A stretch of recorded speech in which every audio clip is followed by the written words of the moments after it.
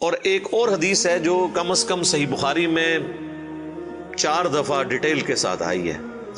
وہ سیدنا ابو بکر کا خطبہ ہے نبی صلی اللہ علیہ وآلہ وسلم کی وفات کے فوراً بعد. خير رسول الله فاختار الرفيق الأعلى من الجنة.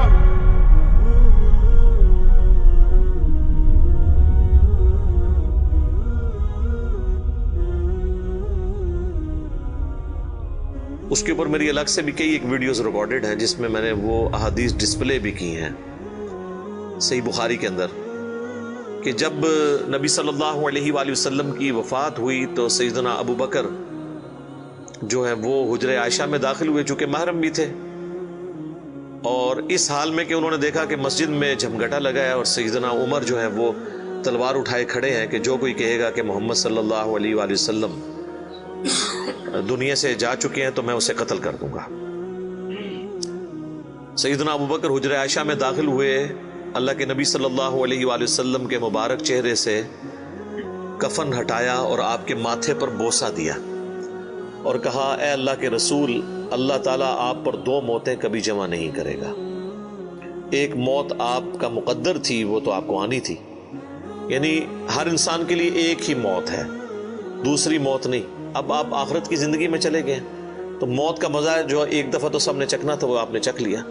یہ 2 موتیں جمع نہیں کرے گا، اس کا مطلب یہ تھا کہ سیدنا عمر کو جو یہ غلطی لگ گئی تھی کہ شاید نبی علیہ السلام ڈورمنٹ پوزیشن میں چلے گئے ہیں اور آپ دوبارہ دنیا میں واپس آ جائیں گے جس طرح کہ سیدنا موسیٰ علیہ السلام کوہ طور سے واپس آئے تھے، تو اس کی آپ نے نفی کی کہ نہیں، اس طرح نہیں ہو سکتا، ایک ہی دفعہ موت آنی ہوتی ہے. اب حضور کو موت آئی، اب آپ دنیا میں واپس نہیں آئیں گے. سورۃ الواقعہ میں سورہ یاسین میں واضح موجود ہے کہ جو دنیا سے چلا گیا وہ واپس نہیں آئے گا. اور اس کے بعد سیدنا ابو بکر، صحیح بخاری کے الفاظ ہیں، مسجد نبوی میں آئے اور دیکھا کہ سیدنا عمر کے گرد لوگ جمع ہیں تو وہ سیدھا ممبر پہ چڑھے اور کہا عمر کو اس کے حال پہ چھوڑ دو. یعنی اس وقت حضرت عمر کو یعنی سمجھانے کی لوگ کوشش کر رہے تھے تو انہوں نے کہا ان کو چھوڑ دیں، آپ میری طرف متوجہ. چونکہ سیدنا ابو بکر کا ایک مرتبہ اس حوالے سے سیدنا عمر سے بھاری تھا، لوگ ان کی طرف متوجہ ہوئے تو انہوں نے ممبر پر چڑھتے ہی پہلا جملہ حمد و ثناء کے بعد جو بولا وہ پاکستان کے قانون 295C میں کروڑوں لوگ شاید اسے گستاخانہ جملہ سمجھتے ہیں اگر ان کو پتہ نہ ہو کہ یہ سیدنا ابو بکر کا خطبہ ہے. ہم نے سوشل ایکسپیریمنٹ بھی کیا ہے اس پہ، کسی کو بتایا کہ بھئی یہ دیکھیں، اگر کوئی شخص یہ کہے کہ جو شخص محمد کی عبادت کرتا تھا وہ جان لے کہ محمد مر چکے ہیں، اور جو اللہ کی عبادت کرتا ہے وہ جان لے کہ اللہ زندہ ہے، اسے کبھی موت نہیں آئے گی. تو آگے سے جواب سننے کو ملا یہ کون گستاخ ہے جس نے یہ بات کی ہے؟ کوئی بھی نہیں، حضور کی تو عبادت کوئی بھی نہیں کرتا ہے، کون جملے بنا دو. تو ہم نے بتایا یہ بخاری شریف میں کم از کم 4 جگہ موجود ہے. وما محمد الا رسول تو قرآن میں آیا نا. صحیح بخاری میں حضرت ابو بکر کے خطبے کے الفاظ یہ ہیں من کان یعبد محمدا فان محمدا قد مات. جو کوئی بھی تم میں محمد کی عبادت کرتا تھا تو جان لے کہ محمد مر چکے. مات کے الفاظ ہیں. فإنه من كان يعبد محمدا فإن محمدا قد مات. وَمَن يَعْبُدُ اللَّهَ، اور جو کوئی اللہ کی عبادت کرتا ہے یا کرے گا، مضارع کا صیغہ استعمال ہوا ہے. فَإِنَّ اللَّهَ حَيٌّ لَا يَمُوتُ، تو بے شک اللہ تعالیٰ زندہ ہے، اسے کبھی موت نہیں آئے گی. تو یہ خطبہ آپ نے یعنی پڑھا اور پھر اس کی دلیل میں سیدنا ابو بکر نے قرآن کی یہی آیت تلاوت کی، سورہ آل عمران آیت نمبر 144. اور امام بخاری نے کتاب التفسیر چیپٹر جو قرآن کی تفسیر کا لکھا ہے صحیح بخاری کے اندر، اس آیت کو انہوں نے ہیڈنگ بنا کے یہ حضرت ابو بکر کا خطبہ نقل کیا ہے. وما محمد الا رسول قد خلت من قبلہ الرسل افئن مات او قتل انقلبتم علی اعقابکم. محمد تو نہیں مگر ایک رسول، اگر یہ مر جائیں یا قتل کر دیے جائیں تو کیا تم دین سے الٹے قدم پھر جاؤ گے؟ وما محمد الا رسول قد خلت من قبله الرسل أفإن مات أو قتل انقلبتم على أعقابكم ومن ينقلب على عقبيه فلن يضر الله شيئا وسيجزي الله الشاكرين. اور جو کوئی دین سے الٹے قدم پھرے گا تو اللہ کا کوئی نقصان نہیں کرے گا اور اللہ تعالیٰ ثابت قدم رہنے والوں کو جزا دے گا، جو شاکرین ہوں گے، شکر گزاری کی روش اختیار کرنے والے۔ پھر آپ نے اگلی ایک اور آیت تلاوت کی، سورہ الزمر کی آیت نمبر 30، انک میت و انہم میتون، اے نبی بے شک تمہیں بھی مرنا ہے اور تمہارے مخالفین کو بھی مرنا ہے۔ وہ آیت بھی آپ نے تلاوت کی۔ تو آپ اندازہ کریں کہ یعنی صحابہ کرام جو ہیں وہ اپنی بات کی دلیل میں قرآن سے آیات پیش کیا کرتے تھے۔ وہ کہتے ہیں نا ساڑھے خلاف آیتاں پڑھ دینے جی قرآن تو بھئی قرآن اگر تھوڑے خلاف آیت ہے نا تو تھی مسلمان نہیں ہو، کیونکہ مسلمان تو وہ ہوتا ہے کہ جو قرآن کے مطابق ہو، نہ کہ یہ کہ اس کے عقیدوں کے خلاف قرآن میں آیت آ جائے۔ تو اگر کوئی کہہ رہا ہے ساڑھے خلاف آیتاں پڑھ دے تو سمجھ لو کہ پھر تسی تو کافر ہی ہوئے نا، مسلمان کے خلاف تو قرآن کی آیت نہیں پڑھی جا سکتی نا۔ اگر آپ کا وہ عقیدہ ہے تو آپ کے خلاف کہاں سے ہوگی؟ تو صحابہ کرام دیکھیں کہ قرآن سے دلیل پیش کیا کرتے تھے، یعنی وہ اپنی بات کی دلیل بھی قرآن سے پیش کرتے تھے۔ لیکن یہاں پہ ایک بڑی حیران کن چیز ہے جس کو میں نے ہی پوائنٹ آؤٹ کیا ہے، میں نے کہیں پڑھے ہوئے نہیں یہ دیکھا، حالانکہ یہ بہت ضروری تھا کہ اس چیز کو ہائی لائٹ کیا جاتا، کہ حضرت ابو بکر نے ایک فرضی جملہ کیوں بولا؟ کوئی ضرورت نہیں تھی، اور جملہ بھی ان لوگوں کے سامنے بولا کہ جن میں سے کوئی بھی رسول اللہ کی عبادت نہیں کرتا تھا۔ یہ لوگ ہوتے تو یہ ان کو کھڑے ہو کے کہتے بھی تو کی اتنے تقریریں پہ کرنا ہے، کو دروشی پڑھ تو اتنے حضور دی میت ہوتے تو اتنے گستاخانہ آیتاں پڑھ رہے ہیں کہ جی جو محمد کی عبادت کرتا تھا وہ جان لے کے محمد مر چکے ہیں۔ ایک اتنے لکھے ہے قرآن اچ کون ہی گلا بنانا ہے، سیدھے کوئی عبادت نہیں کرتے، خود سے ہی باتیں بناتے ہو۔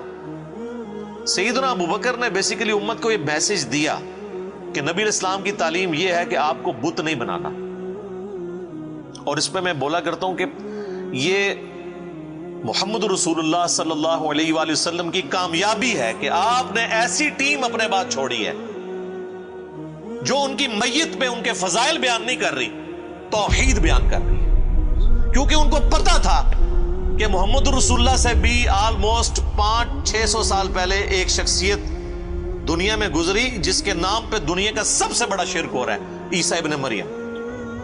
نبی صلی اللہ علیہ وآلہ وسلم نے ایک دوسرا عیسیٰ ابن مریم بن جانا تھا اگر صحابہ کرام شروع میں اس معاملے کو کل نہ کرتے، اور یہ انہوں نے اپنی ذاتی اختراع نہیں تھی، یہ نبی علیہ السلام کی مبارک تربیت کا اثر تھا، کیونکہ صحیح بخاری میں موجود ہے، دیکھنا میری شان کو اس طرح بلند نہ کرنا جس طرح عیسیٰ ابن مریم کے ماننے والوں نے ان کو ان کی شان میں بڑھا دیا، ڈیوینٹی ان کے بارے میں کلیم کر دی۔ میں اللہ کا بندہ اور اس کا رسول ہوں، مجھے اللہ کا بندہ اور اس کا رسول ہی کہنا۔ تو دیکھ لیں سیدنا ابو بکر نے عقیدہ توحید اس وقت امت میں راسخ کیا۔ یہاں تو کوئی پیر کوئی بزرگ مر جاتا ہے نا تو اس کی شان میں نغمے بنا لیے جاتے ہیں۔ یہ بھی دیکھ لیں آپ، کل خادم رضوی صاحب کی ڈیتھ کے اوپر وہ کسی نے راتوں رات بیٹھ کے ترانہ بھی لکھ لیا ہے، اور وہ ترانہ انہوں نے بڑے اچھے انداز میں اس کو گا بھی دیا ہے، اور ان کی میت کے اوپر وہ چل بھی رہا ہے۔ اور نبی علیہ السلام سے زیادہ تو کوئی تعریف کے لائق نہیں ہے نا مخلوقات میں، لیکن آپ کی میت کے اوپر کوئی درود شریف کی کوئی گھیٹیاں نہیں پڑھیاں جا رہی ہیں، کوئی چادر نہیں کھلاری ہوئی، توحید کا خطبہ بیان ہو رہا ہے کہ اللہ کے نبی فوت ہو چکے ہیں۔ سیدنا عمر کے الفاظ ہیں صحیح بخاری میں، جب میں نے ابو بکر کا یہ خطبہ سنا تو میری ٹانگیں میرے جسم کا بوجھ نہیں اٹھا سکی۔ اچھا، آپ لوگ قرآن و حدیث سنتے ہیں تو غصہ آ جاتا ہے، صحابہ قرآن و حدیث اپنے عقیدے کے خلاف سنتے تھے نا تو ان کی ٹانگیں ان کے جسم کا بوجھ نہیں اٹھاتی تھی، وہ اتنے پشیمان ہوتے تھے کہ میں غلط کانسیپٹ کے اوپر ہوں، میں فوراً رجوع کروں۔ اور سیدنا ابو بکر کے خطبے کے بعد سیدنا عمر کہتے ہیں مجھے یقین آ گیا کہ حضور فوت ہو چکے ہیں۔ اور پھر بخاری کے الفاظ ہیں، صحابہ کہتے ہیں کہ ہم کئی دن تک ہماری یہ حالت تھی، جب ہم ایک دوسرے کو ملتے تھے نا تو ہم یہ آیت سناتے تھے، وما محمد الا رسول قد خلت من قبلہ الرسل، یہ سورہ آل عمران کی آیت نمبر 144، تاکہ ہمیں یہ یقین آ جائے کہ نبی علیہ السلام دنیا سے جا چکے ہیں۔ ایک دوسرے کو یہ آیت سنایا کرتے تھے، گستاخانہ آیت، یہ تو گستاخانہ ہی کہتے ہیں نا۔ یہ ہوتے تھے جناب ایک دوسرے نو جناب کچھ اور ہی سنا دے، نعتاں سنا دے رہتے۔ تو صحابہ نے ظاہر ہے انہوں نے تو مشن لے کے چلنا تھا نا، ان کو تو پتا تھا کہ پیغمبر کا کام ہے اللہ کا پیغام دنیا تک پہنچانا، اس کے بعد وہ امت کے کام حوالے کر کے چلے گئے ہیں۔ اب پیغمبر کے ساتھ نسبت اس کی ہوگی، محمد رسول اللہ کا لاڈلا قیامت کے دن وہ ہوگا، حضور کی شفاعت کا حقدار وہ شخص ہوگا جو نبی الاسلام کے مشن کو آگے لے کے چلے گا۔ یہ نہیں ہے کہ جو جتنا اونچا نعرہ مارے گا۔